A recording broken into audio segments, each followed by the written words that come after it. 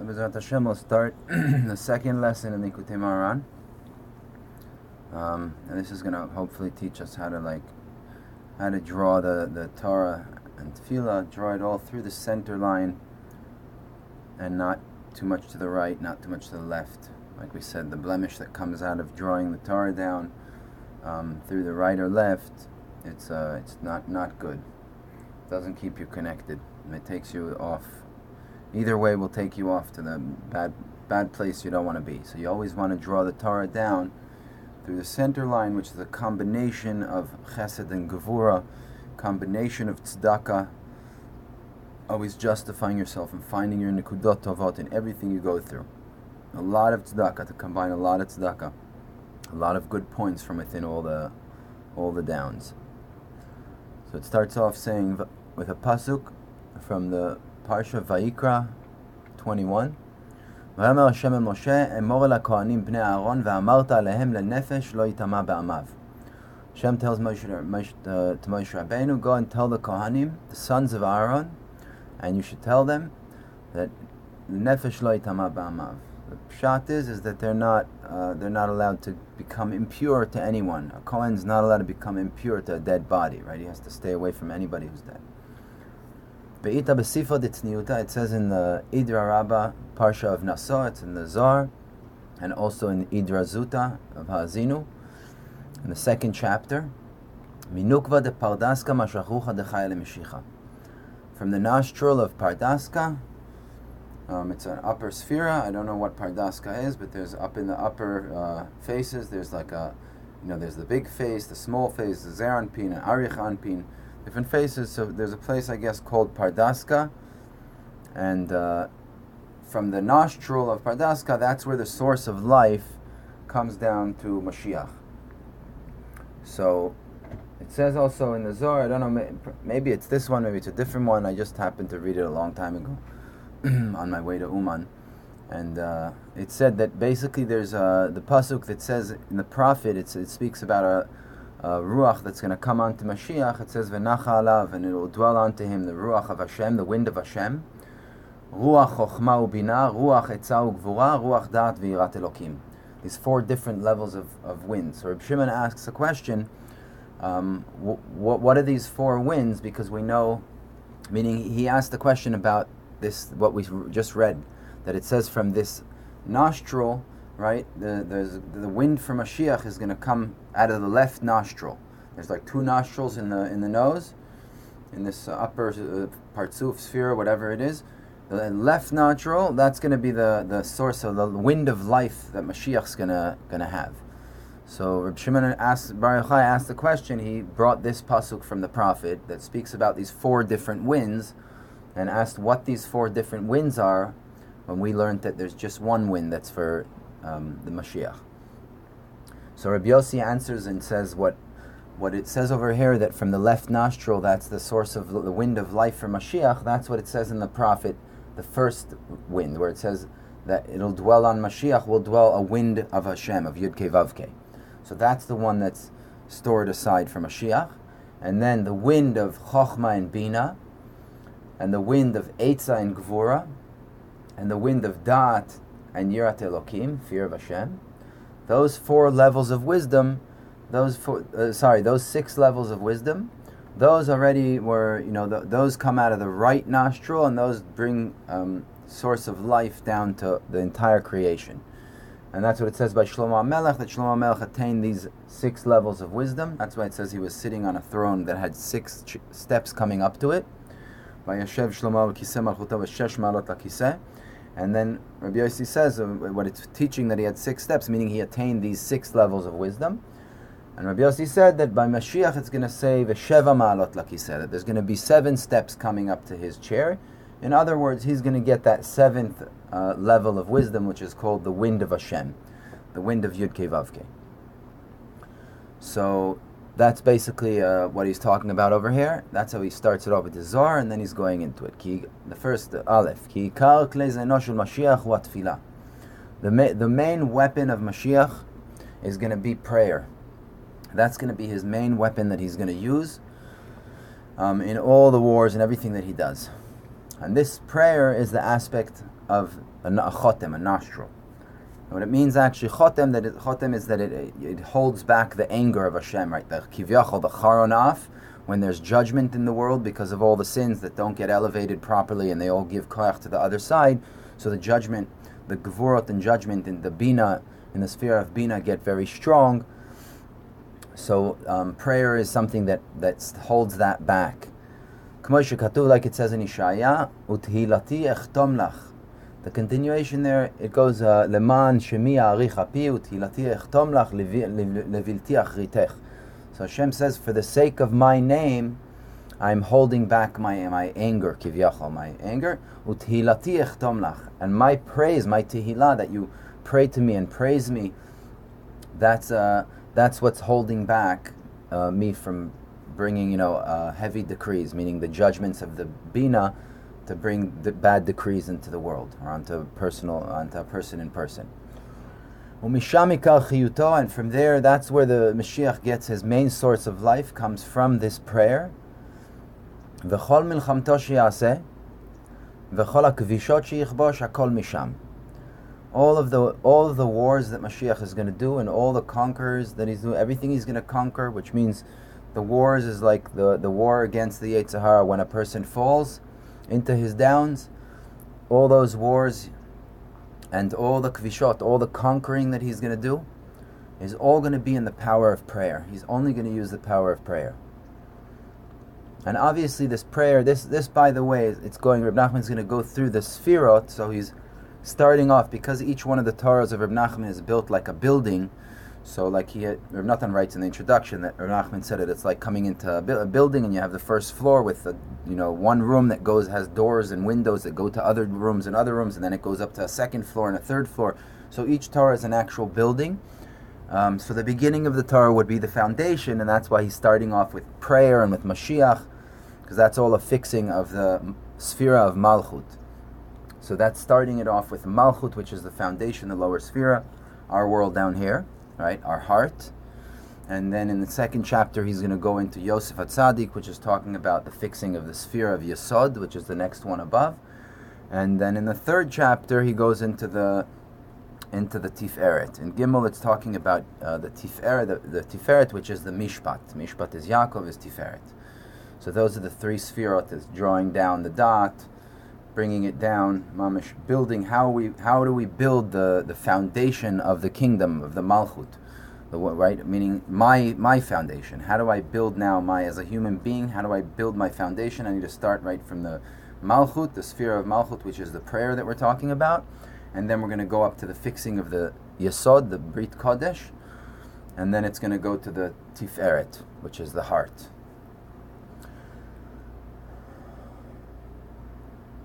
Hakol misham, k'mosh katuv. So all of his strength, all of the wars, everything is all going to be from the strength of this prayer, right? In this prayer, Reb Nachman says in a different Torah that this weapon he's talking about, the klei zeno, it's like a klei nigina. That's why he used the word, Reb Nachman, klei zeno.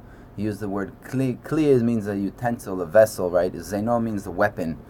His klei zayin, right? So a weapon and an instrument have a very similar, Ramachan used that word to hint that we're talking about the melody that the Mashiach is going to use. It's going to be that song that the Zohar says when Mashiach comes, there's going to be a new song is going to be awoken. It's called the Shir Pashut Kaful Meshulash Merubah. It's going to be a song. It's basically the name of Hashem, Yud Kei Vav Kei, but bemilui, like Yud would be, Yud Vav Daled. So you write the letter, you write it fully the way it sounds. So if you write the Yud and the Hey and the Vav and the Hey, you get 10 letters. And those are the 10 melodies. This is the new song of the 10 Asara Minei Nigina, 10 melodies that are going to be revealed when Mashiach comes, that are going to be played on a harp that has 72 strings that correspond to the 72, words, names of Hashem. So basically that's going to be the melody that Mashiach's going to... So that's his weapon that we're talking about over here. This prayer is this weapon. Like it says over there in Yeshaya, V'aricho b'irat Hashem. So everything is from there. Like we see, he's gonna smell the fear of Hashem. The smell is going to be the fear of Yud Kei Vav Kei. And he says V'chule, which means V'aricho b'irat Hashem, and then in the continuation it says ולא למראה עיניו ישפוט, ולא למשמע אוזניו יוכיח, ושפט בצדק דלים, והוכיח במישור לען וארץ. That Mashiach's not going to be someone who's going to judge anyone based on what he sees or what he hears. He's just going to mamish judge those who are like poor and those that are really low and down and going through difficult, right? Shafat betzedek dalim. He's going to mamish use the tzedek, which is again the tzedakah, of to find why, mamish find their nekudot havot and find why they're not chayav in all the things that they're falling in, and find those little rays of light in order to really get them out of their judgment that they're in, and bring them to the side of merit, of zchut. So that's going to be Mashiach's main weapon that he's going to use. V'zeh bechinat chotem, and this is what holds chotem, right? It's called the nostril. That's basically Rav Nachman is explaining what it means when the Zohar brought. It said that the source of life of Mashiach is going to be this source, this wind of life is going to come from this nostril. A nostril is called chotem, which means it holds back judgment, holds back the decree. So this is why it's called the aspect of chotem. V'zeh yikar klei zeno, and this is his main weapon. Where do we learn that from? K'mo shekatuv, like it says in Bereshit, b'charbi u'v'kashti, Pirush Rashi, tefila u'bakasha. So Yaakov Avinu tells Yosef, I'm giving you the firstborn rights. You're getting a double portion. Reuven is the firstborn, right? But Yaakov gives Yosef HaTzadik, he gives him the double portions that his tribe, his sons will divide into 2 tribes, and that's a way of 13 tribes instead of 12. And Yaakov Avinu says that I got this first right, this b'chalbi v'kashti. So he says asher lakachti. The pasuk says asher lakachti miyada emori b'chalbi v'kashti. That I took away from the emori. I'm giving you this weapon that I got. That I took away. This firstborn right, I took away from the Emori with my sword and with my bow and arrow. And Rashi over there says, what do you mean sword or bow and arrow? We know that he didn't use a sword and a bow and arrow to take out the firstborn rights from Esav. So Rashi there said that Yaakov Avinu meant through his prayer and his request, tefillah and bakasha. Again, that tefillah and bakasha is connected to the beginning of the first lesson, where Reb Nachman said through the strength of the Torah, all the tefillot and the bakashot, right? So the prayers and the requests get answered. Ukmo shekatuv, he's bringing another. That's from the Torah. Now Reb Nachman is bringing from Tehillim another place to show that weapons, prayer is called weapons. They use the word weapons, like sword and bow and arrow, to describe prayer. Like it says in Tehillim 44, Ki lo bekashti evtach v'charbi lo toshieni be'elohim hilalnu. That I don't trust in my bow and arrow, and my sword will not redeem me. Just be'elohim, in Hashem's name, hilalnu. The halal is to say halal and praise.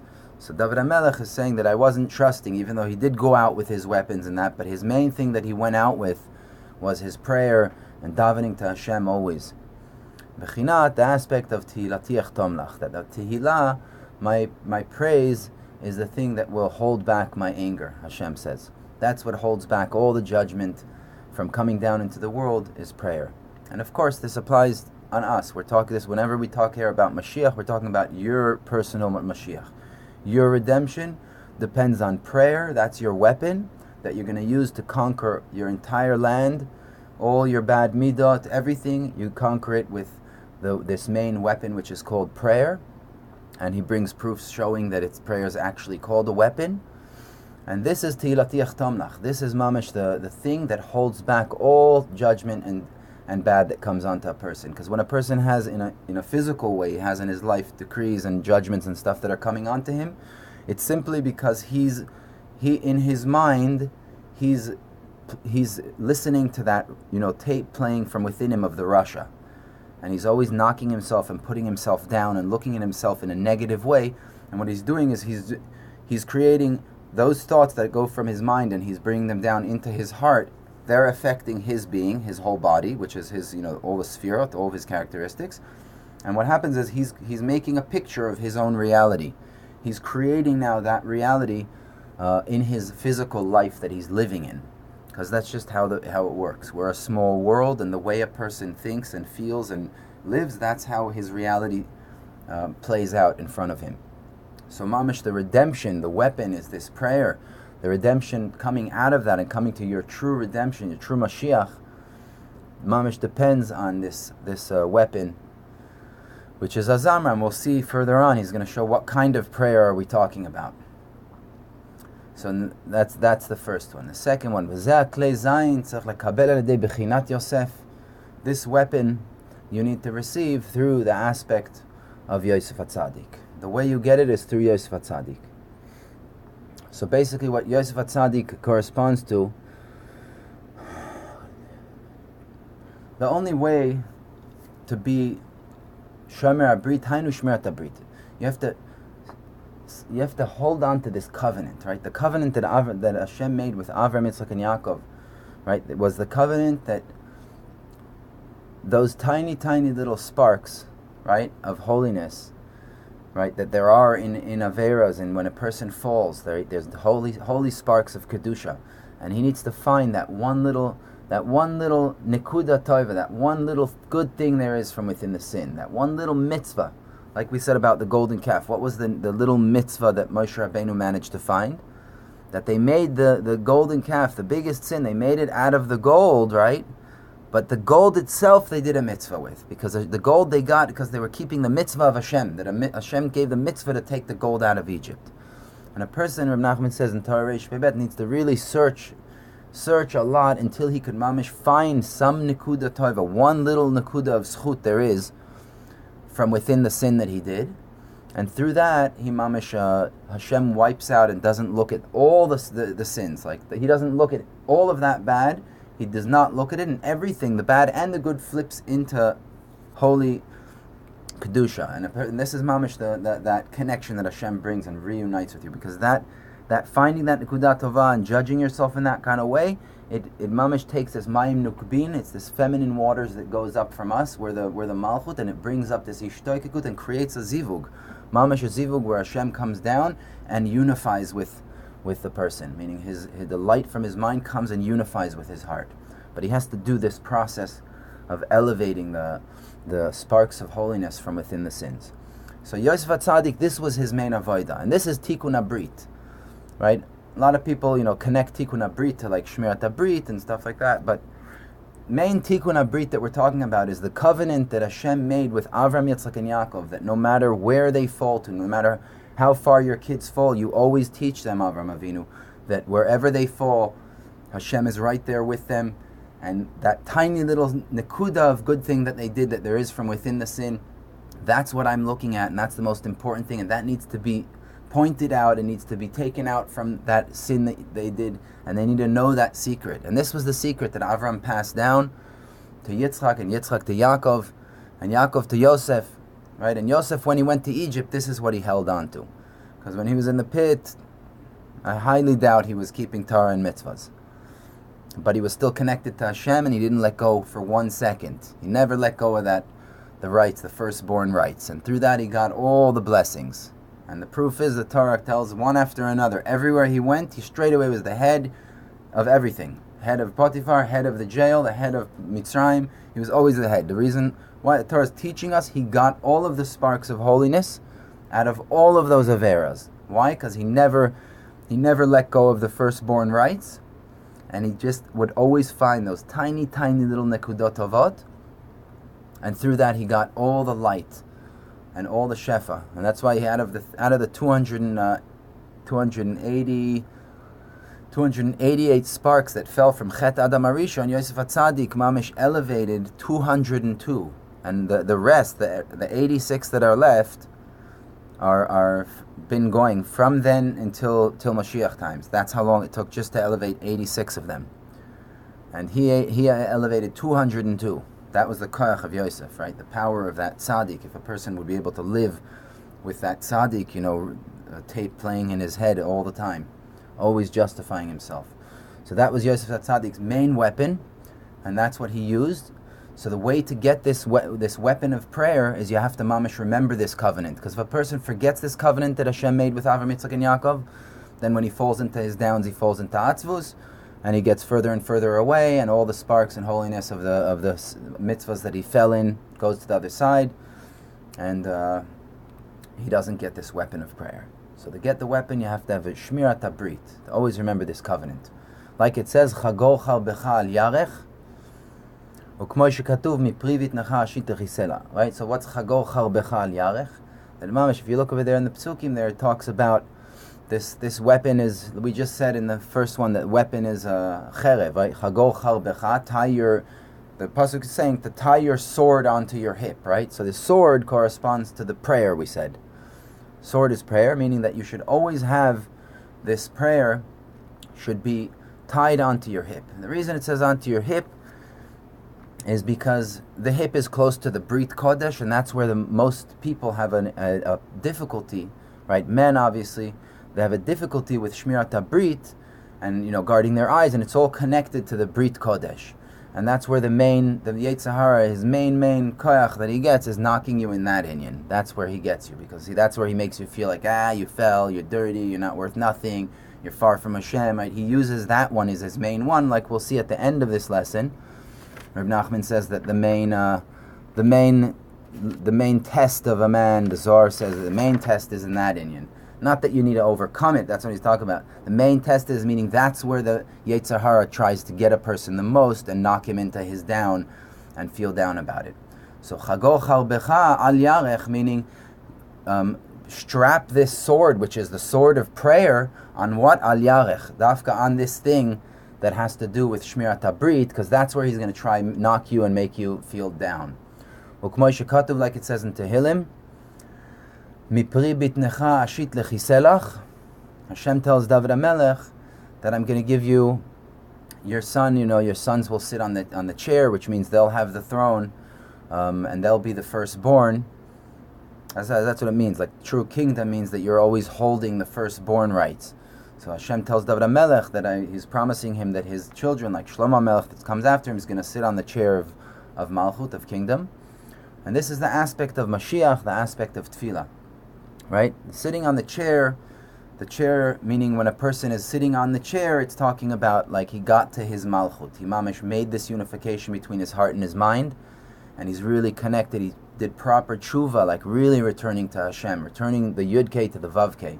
Kudsha Brichu and Shechinte. It becomes one. So Rabbeinu says that what Hashem's telling David HaMelech, that I will give, Ashit Lechiselach, from the children that come out of you, David HaMelech, there will be a chair, they will sit on the chair of kingdom, meaning they will attain this level. This is the aspect of Mashiach, of this final, this total redemption.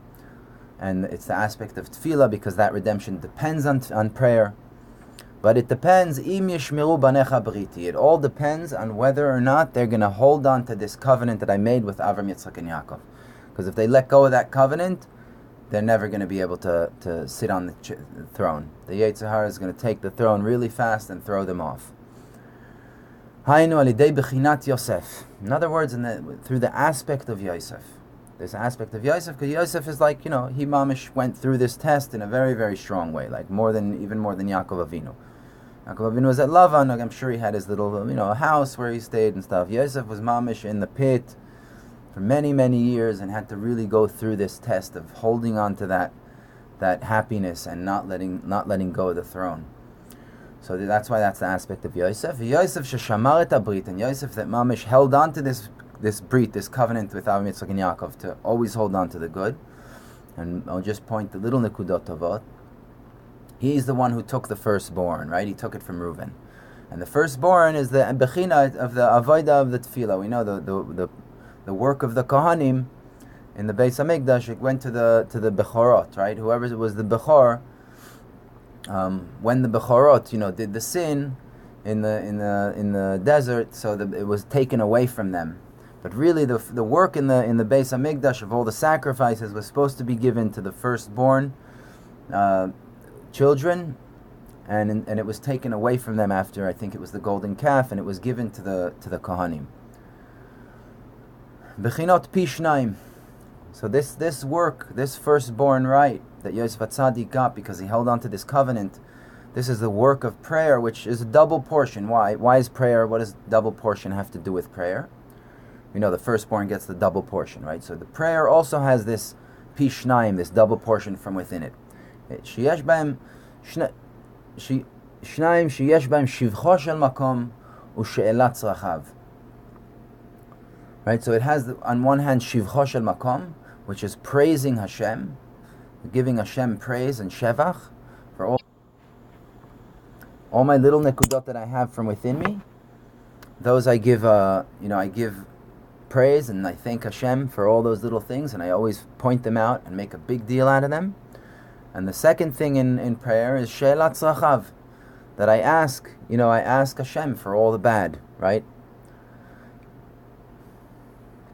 All the things that I'm going through, having a difficult time with, I need to basically find that nekudat tova from within them. So that's basically what the prayer is. Like the prayer starts off, either Shemona Esrei that we daven, it's shivcho shel makom, the first three blessings we're talking about, we're praising Hashem, right? And then we have throughout the davening, the middle brachas that are all about asking your requests, right?